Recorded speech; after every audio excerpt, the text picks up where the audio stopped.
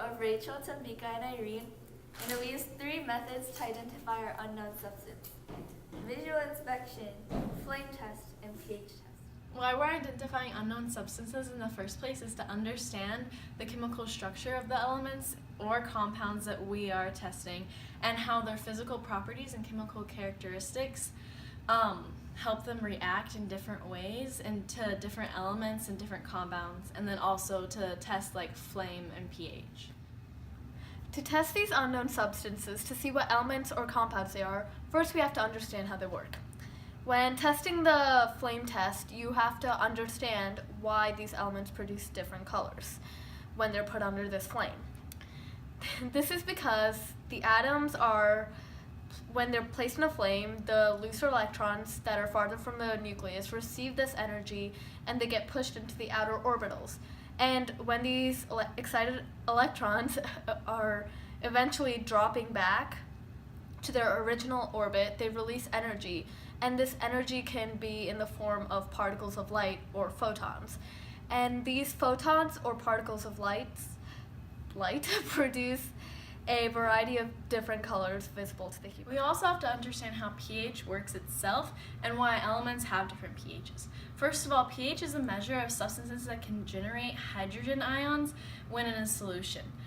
The variety of production of hydrogen ions is also the different levels of acidity, and the different elements in the periodic table produce different levels of hydrogen ions when in a solution, therefore they will have different pH. The first test we performed was the visual inspection on our unknown substances. This helped us to understand a substance's physical properties. The materials we used were safety goggles, 5 milliliter unknown solution, and a beaker. First, you need to put on a pair of safety goggles before entering the lab. Then we transfer 5 milliliters to our beaker. We then observed color, texture, and other visible properties of the unknown solution and recorded observations. Then we properly stored that substance and cleaned our beaker to observe the next. We repeated all these steps until we were done observing all substances. The second test we performed was the flame test, where we covered the Q-tips with our unknown substances and put them over a Bunsen burner to record the color of the flame that it produced. The materials we used in this were safety goggles, 5 milliliters of the unknown substance, 5 milliliters of distilled water, 3 Q-tips, 1 beaker, 1 spot plate, a Bunsen burner, a striker, and a pair of tongs. For safety reasons, we put on a pair of safety goggles and tied back long hair and removed dangling jewelry. After performing our flame test and recording our flame colors, we properly disposed of these substances. The third and final test we performed was the pH test, where we mixed each substance with water and put a pH strip in the substance. Then, using the pH guide, we recorded the pHs of our substances. We then properly cleaned up our lab and disposed of our substances properly. And the materials we used were safety goggles, pH paper, 3 strips to be exact, our unknown substances, water, a beaker, and a spot plate. So here you can see us dipping the Q-tip into the solution with the unknown substance in the spot dish. We then place this Q-tip into the flame.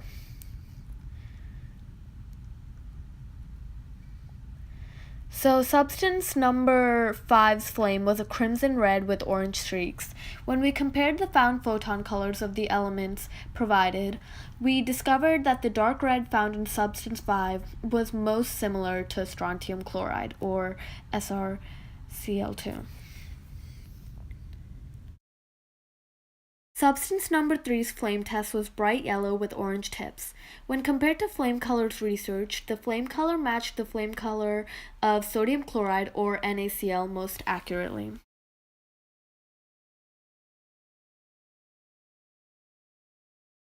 Substance 8 produced a bright orange-yellow flame that was almost identical to Substance 3. It was also bright yellow with orange tips, and although it could have been another sodium salt such as sodium sulfate, we ultimately decided it was most similar to calcium chloride due to our other tests. The pH of number 5 is approximately 4 to 5, which shows that it is an acid, the same as strontium chloride at a pH of 5. Substance 3's pH was found to be 5, and although sodium chloride's pH is slightly different at 7, it's also the closest in pH to Substance 3 of any of the warm-toned flame colors, giving further evidence that Substance 3 is in fact sodium chloride. The pH we found for substance 8 was approximately 4.5, and although the pH we found online was 8, we found that the flame test was way more reliable than the pH test we performed. Substance 5 is a white crystalline structure, just like strontium chloride. Substance 3 also has similar physical properties to sodium chloride, such as being a white crystalline salt. So this is a picture of substance 8 before we transferred it to the spot plate for observation for the visual test. Substance 8 consisted of smaller white crystalline structures than the other substances and had similar physical appearance to calcium chloride.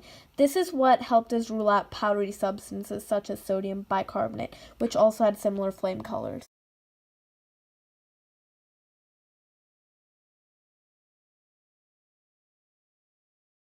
There are several improvements that could have been incorporated among the identification process of these unknown substances, such as the use of more tests and more experiments to accurately determine a substance.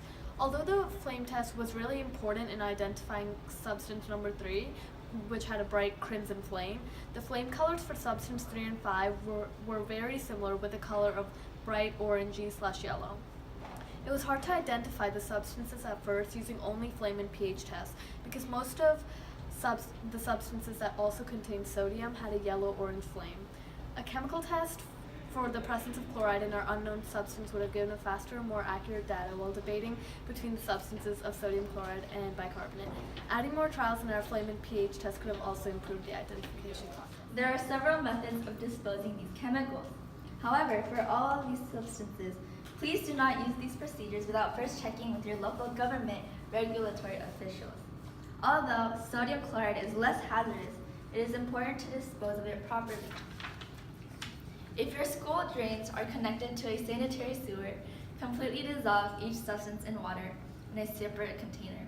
Rinse the solution down the drain with a tenfold excess of water. Then rinse the solution of a second substance down the drain with a tenfold excess of water. Repeat as necessary. This disposal method can also be used for strontium chloride and calcium chloride, since they are both salts that require careful disposal. Go. We use pubchem.com and softschools.com as references for substances' physical properties for our visual tests, and we use chem.libretext.org for the flame test color reference for all of our elements and compounds.